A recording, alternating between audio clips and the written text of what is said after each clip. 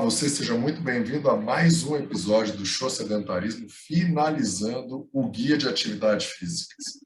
Eu, Guilherme Moscardi, profissional de Educação Física, junto com a super parceira Daniela de Oliveira, psicóloga, especialista em Psicologia do Esporte e ex-atleta, praticante de atividade física e atende clinicamente se você se interessar pelos serviços dela.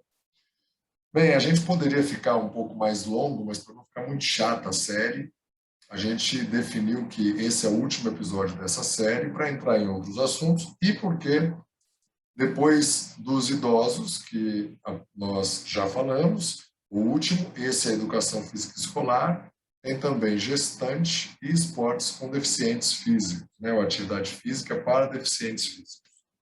E, de um modo geral, a gente vai conseguir contemplar todas elas aqui nesse último episódio, porque tem algumas especificidades que não nos cabe falar de forma tão geral. Por exemplo, o Guia de Atividade Física é categórico em dizer que as crianças devem ter pelo menos 3 horas de atividade por semana. E eu não preciso dizer mais nada para confirmar a opinião e dizer que, na minha sincera e humilde, deveria ser pelo menos 1 hora por dia. Haja vista que em casa muitas crianças ficam no tablet e telefone e na televisão ou na internet por comodidade dos pais, que nós também já falamos muito, né, Daniela? Qual a sua opinião a respeito dos 3 temas, se você quiser falar, tanto de deficiente físico, quanto gestante ou educação física escolar? Bom, acho bem complexo, né, Gui? A vida que a gente leva hoje, eu acho que muitos pais, né, no trabalho e, enfim, mesmo os que ficam em casa, as mídias sociais, o computador, os games, eles são todos construídos para chamar a gente mesmo para ficar ali, né, horas. Tem todo um reforço, uma gratificação imediata, né, que foi construído para isso, né? Para quem não sabe, tem uma série de designers, de psicólogos que trabalham para que isso fique mais atrativo, cada vez mais atrativo, chame mais atenção e prenda mais os usuários a ficarem ali. E a atividade física vai ficando realmente secundária, terciária, né? Lá para o fim da fila, na vida das crianças. E criança tem muita energia, né? Veja bem, a gente sabe que um dos diagnósticos que mais tem crescido, né, que as pessoas estão facilmente diagnosticando, é o transtorno de déficit de atenção e hiperatividade, que muitas vezes, não é o transtorno em si, mas ele é confundido, né? Ele fica mascarado pelos hábitos de vida. Então, a criança não tem o transtorno de déficit de atenção e hiperatividade, mas sim, ela é inquieta, né? E ela não consegue prestar atenção e muitas vezes tem a ver com a alimentação e com a falta de atividade física. Né, o excesso de açúcar, né, e principalmente o excesso de açúcar para as crianças e a falta de atividade física. Essa combinação é perigosíssima. E açúcar, quando a gente fala açúcar, não é só o açúcar. Quando a gente fala bolo, ele se converte em açúcar. Quando a gente fala em suco de laranja, é uma bomba de açúcar. Quando a gente fala em suco de uva, é uma bomba de açúcar. Já falamos aqui inúmeras vezes que a Sociedade Americana de Pediatria contraindica desde 2018 a livre demanda de suco de laranja e suco de uva para crianças. Deve ser diluído 1 para 1 ou 2 partes de água para 1 de suco. Sim. Aí você, enquanto falava, eu estava pensando na comida. Depois estava pensando também, olha só que legal, naquela música do Lulu Santos, que ele diz que às vezes eu me sinto uma mola encolhida. A criança que tem todo esse potencial exploratório, que ela é exploradora por natureza, que ela tem essa curiosidade, essa vontade de fazer. Quando você não permite que isso aconteça, tranca a criança no apartamento, ou ela vai fazer na escola, por isso que eu digo que deveria ser todos os dias atividade física, todos os dias, ou então ela vai descarregar essa energia no jogo. Só que o jogo, ele é parcialmente descarregar a energia, porque a energia do corpo que ela tem, sim, não é usada, não é solicitada, não é mobilizada. Se você observar as crianças que dizem que não gosta de escola, eu vou te convidar a ir secretamente na escola e ver como ela chega. Se você chegar um pouco antes, ela vai estar super alegre. Quando toca o sinal, ela tem que ir para a sala, ela vai cabisbaixa para a sala de aula. Quando toca o sinal na hora do intervalo, que é quando eles vão brincar e não tem que ficar parado, eles saem correndo alegres e felizes. E quando toca o sinal para voltar outra vez, de novo, eles cabisbaixo já vão. A natureza da criança é brincar.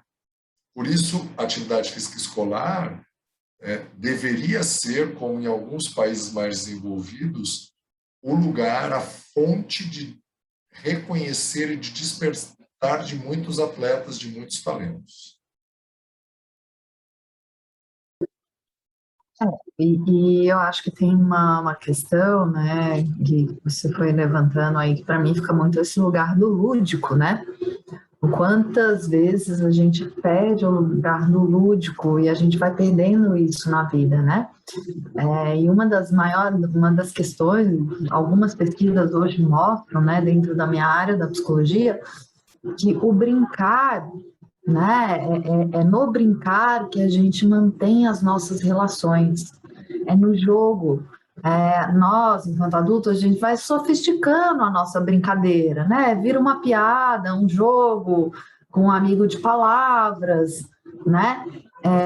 E isso faz com que a gente se interesse pelo outro, faz com que a gente se interesse pela gente, né? E que os outros se interessem por nós.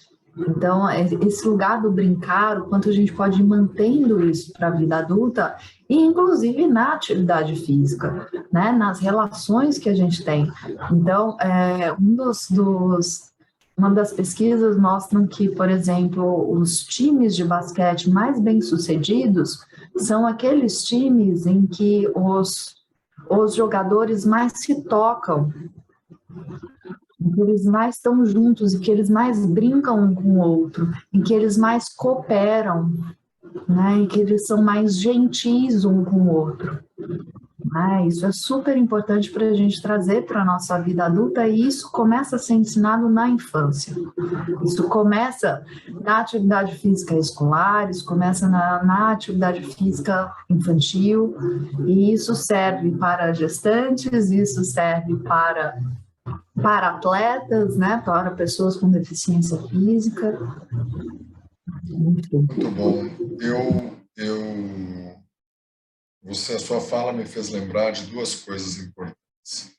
A primeira é que nós precisamos estimular as crianças e que as crianças, um estudo do Dr. Stuart Brown, tem um TED, eu vou colocar o link aqui se você nunca viu, que ele pesquisava os criminosos de crimes hediondos.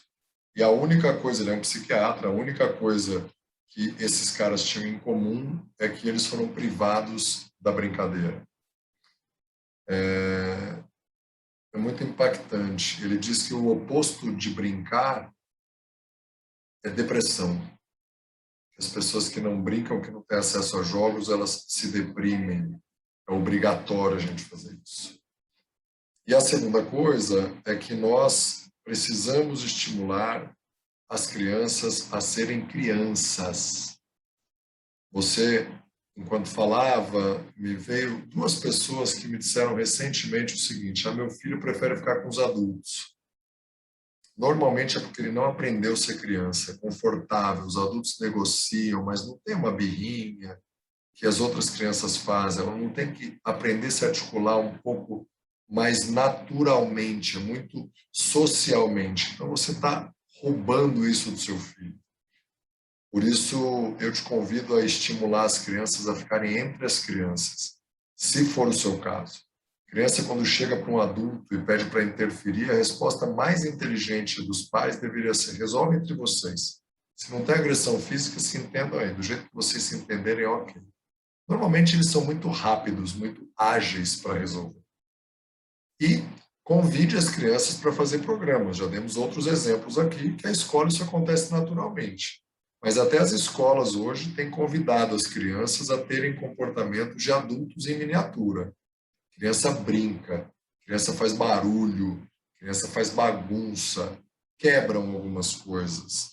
As coisas caem no chão porque elas não têm controle corporal absoluto. E isso é normal, isso é bom. É assim que eles aprendem a ter controle. Pensa bem se você está fazendo bem ou se você está tolhindo a criança de se desenvolver e ter plenitude enquanto ser humano.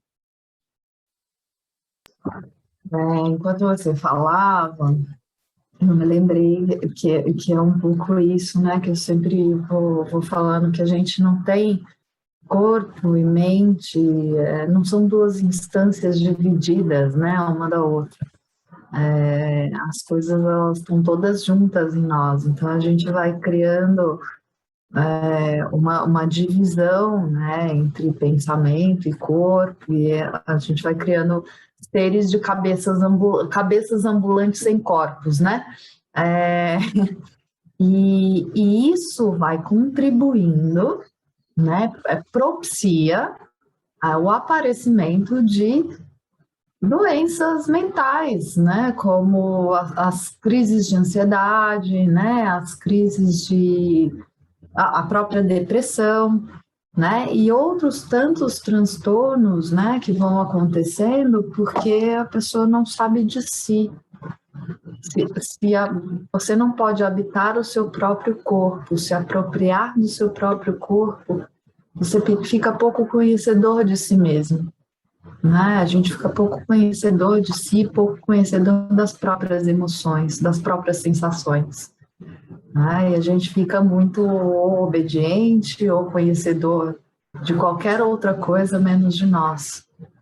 Você me fez lembrar que me fez dar risada, porque recentemente eu falei com uma diretora de escola de criança, vai até a quarta ou até a quinta série, escola bilíngue e tal. Eu disse que um pai marcou uma reunião com a mãe, com a diretora, pai e mãe foram falar com a diretora, ou só o pai, não me recordo agora, dizendo que era contra o aprendizado de músicas do folclore, porque era aquela música: se essa rua fosse minha, eu mandava ladrilhar para o meu amor passar, que estava incentivando a criança de 6 anos a namorar.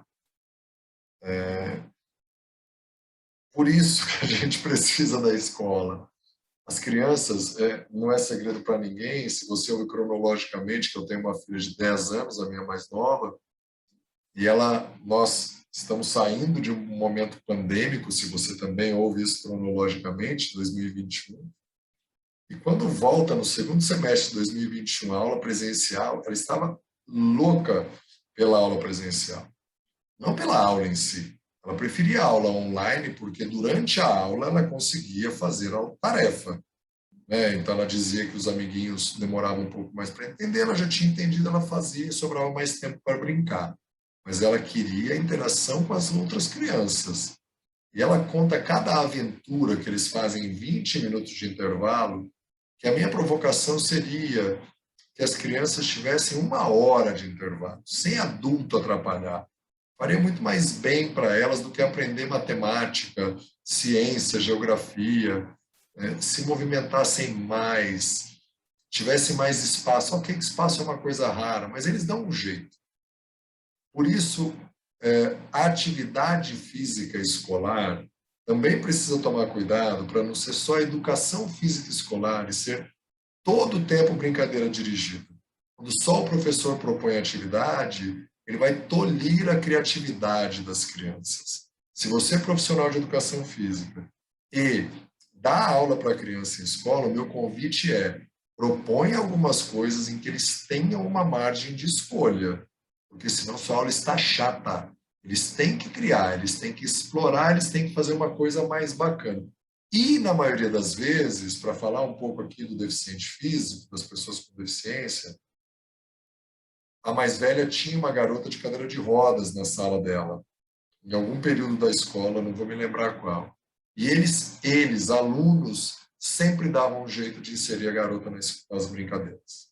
Sempre eles davam um jeito de adaptar e fazer as regras de forma tal que ela conseguisse participar e brincar. O professor às vezes falava, não sei como eu vou fazer, e as crianças conseguiam responder e fazer isso de um jeito bacana.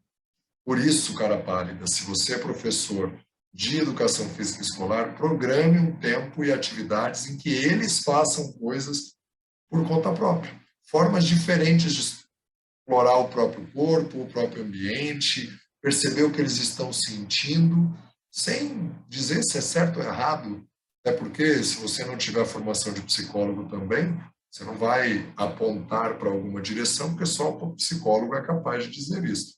Mas deixe eles terem tempo para explorar, para expandir a mola que eles são de potencial, de percepção, de criação e de sentir. Quando você estava falando, né, eu me lembrei que nos países desenvolvidos hoje, nos países mais desenvolvidos em educação, o ensino de todas as matérias é em conjunto, é na ativa, né? Então você vai aprender geometria, você vai aprender cálculo, matemática, construindo algo, fazendo algo com aquilo. Então a atividade entra junto com tudo, né? Então, realmente é uma aprendizagem por inteiro, né? É muito bacana quando a gente pensa que alguns países, como a Finlândia, aboliram aprender a escrever à mão e substituíram por digitação. Quando eles colocam como atividade escolar conviver com pessoas mais velhas, ajudar, porque o país está envelhecendo e algumas outras coisas tantas que a gente pode fazer acontecer. De novo, o guia é muito legal para a gente resumir aqui. Tem várias recomendações bacanas para voltar para o guia, como, por exemplo, usar roupas leves e confortáveis, as crianças devem beber água antes, durante e após a prática, também deve ter uma alimentação adequada e saudável, que as escolas normalmente têm ajudado os pais, né, que querem ser os avós dos filhos e dar qualquer coisa para a criança, só para agradar a criança. O guia de atividade física tem em vários pontos links para o guia alimentar da população brasileira, que é outro guia muito legal, muito bacana. Tem dicas para os professores a respeito de troca de experiência, fazer avaliações. Em muitos lugares, principalmente escolas públicas, as crianças só têm a medição de peso e altura na escola, no início, meio e final do ano, porque não tem acesso fácil aos médicos. Por isso é muito legal que as crianças vão até a escola para ter até isso, acompanhamento da curva de crescimento e potencial de sucuro. Muitas coisas bacanas que tem lá, como a parte cultural, porque as escolas fazem, né, as danças. Eu detestava dançar, Daniela, não sei como era você, mas eu detestava. Eu dançava obrigado, eu achava horroroso. A minha esposa achava massa, as meninas acham legal demais, as danças culturais. Não, eu não achava, eu era uma menina que eu não gostava também de dançar.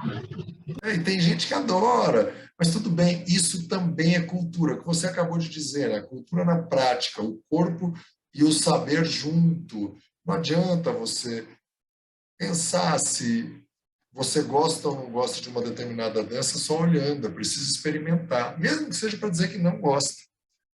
Por isso, eu recomendo que você mande seus filhos para a escola, se tiver um pouco inseguro, cuidado com a higienização e manda logo, se você estiver ouvindo cronologicamente, porque vai fazer muito bem para eles. Se você optar por não mandar, se desafia a ter 1 hora brincando com seu filho, de preferência, ele com outras crianças. Para ficar no guia, se você tiver gestante, você deve caminhar, porque a gestante, o guia também vai falar isso, tem alguns benefícios muito interessantes, como, por exemplo, reduzir o risco de hipertensão, da pressão alta, diabetes gestacional, um monte de outras coisas. Gestante tem que fazer atividade física, sim, antes e depois do bebê. diminui o risco de mortalidade do bebê após o nascimento, tem um monte de coisa legal que favorece a prática da atividade física. Inclusive, que o bebê tende a mamar mais. E tem gente que acha, Dani, para voltar aqui para o guia um pouquinho, que fazer atividade física altera o sabor do leite, que a criança não vai querer mamar mais. Ao contrário, hein? Tem alguns hormônios que passam a ser secretados no corpo ativo, que faz com que o bebê goste mais do leite da mãe ativa do que da mãe sedentária.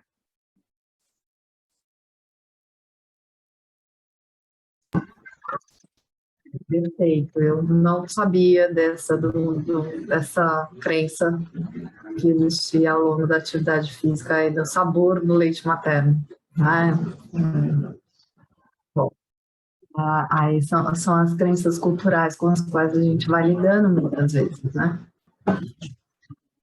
Mas é sempre bom procurar uma orientação daqueles que sabem, né? Quando a gente está em dúvida de alguma coisa, quando alguém fala alguma coisa para nós e que a gente desconfia que pode ser que seja uma lenda, pode ser que seja uma lenda popular, é bom que a gente procure ajuda, é bom que a gente procure alguém que saiba, né? Alguém que vai saber nos esclarecer sobre isso. Aí, para atividade física, um bom educador físico. Ou, se você não tem acesso a um profissional de educação física, o guia também fala de procurar o posto de saúde da sua cidade, né, do seu bairro, para você ter orientação do médico, que tem algumas informações a respeito da prática de atividade física, não tanto quanto os profissionais de educação física, que só estudam isso, mas eles vão conseguir te orientar e talvez até te indicar algum serviço lá no posto de saúde. Algumas cidades têm isso muito bacana.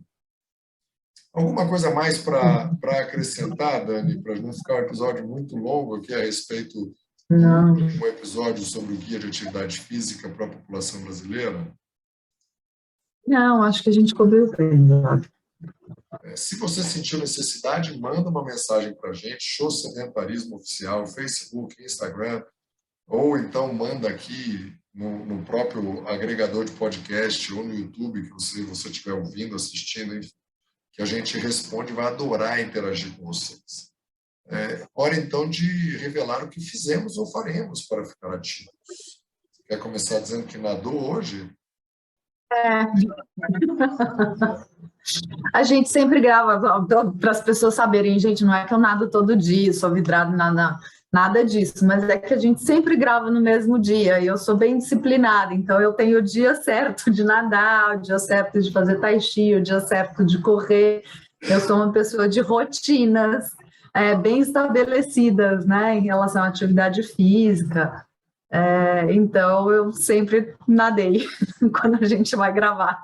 Muito bem, muito bem. Hoje eu fiz um treininho de musculação da cintura para cima e ontem dei uma pedalada de 40 minutos. Amanhã tem outro treino de musculação, enfim. Amanhã tem o que para você fazer na sua rotina, Dani? Amanhã eu vou caminhando uns 2 quilômetros até o parque, 2, 3 quilômetros, faço tai chi e volto caminhando. Muito bem. Vai estar com a conta paga aí para dizer, para todo mundo ver que você não faz só natação, né? Muito bem. Então, se você ainda não leu, tem o link em todos os episódios que a gente fez a cobertura aqui do guia de atividade física. Ficou muito legal, orgulho aqui de ver esse trabalho feito. Parabéns aos profissionais envolvidos. Ficou muito legal, numa linguagem bem amigável. Eu recomendo que você leia, distribua, envie o link para os seus amigos que precisam disso. Clique no link do Guia Alimentar também. São dicas muito valiosas, simples de fazer. O Guia Brasileiro Alimentar, na minha opinião, é o melhor do mundo. Vou repetir, é o melhor do mundo. E para a gente ficar com a autoestima um pouco mais elevada, o Brasil é a primeira vez que põe um guia, mas os Estados Unidos está no segundo, tá? Eu achei que talvez tivesse muito mais vezes, e não, está no segundo. Ok que tem um pouco mais de tempo, mas nós estamos correndo a favor do tempo para ficarmos igual aos países desenvolvidos. E precisamos que você, que ouve e ainda é sedentário, dê o primeiro passo, porque o Brasil está perdendo a guerra contra o sedentarismo. O Brasil é o pior país do mundo no ranking pesquisado em 2021 sobre sedentarismo. Vou repetir, nós somos campeões do mundo em sedentarismo. E isso é um título que eu gostaria que nós não tivéssemos. Mas você vai ouvir outros temas, outras coisas, e vai escolher dar um show de sedentarismo.